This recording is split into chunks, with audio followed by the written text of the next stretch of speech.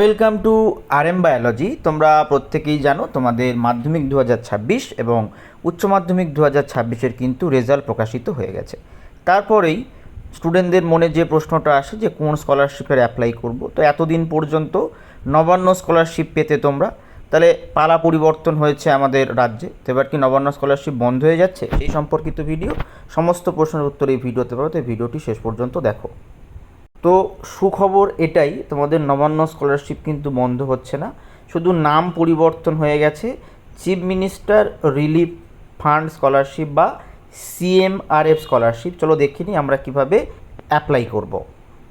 প্রথমে তোমাদের চলে আসতে হবে এই ওয়েবসাইটে cmrf.wb.gov.in।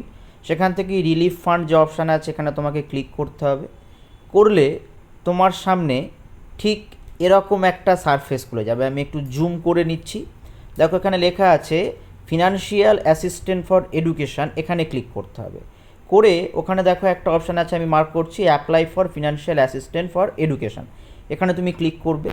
ক্লিক করার পর তোমার সামনে ঠিক এই একটা সারফেস খুলবে। যারা অলরেডি অ্যাপ্লাই করছে তাদের এটা লগ ইন পেজ, যারা একদম নতুন তাদের জন্য এই সাইন আপ বাটনটাতে ক্লিক করতে হবে।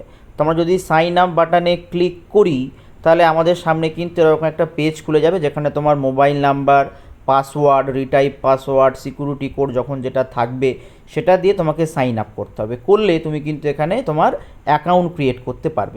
অ্যাকাউন্ট ক্রিয়েট করার পর তোমার ডকুমেন্টস আপলোড করতে হবে, বিভিন্ন রকমের প্রসিডিওর আছে।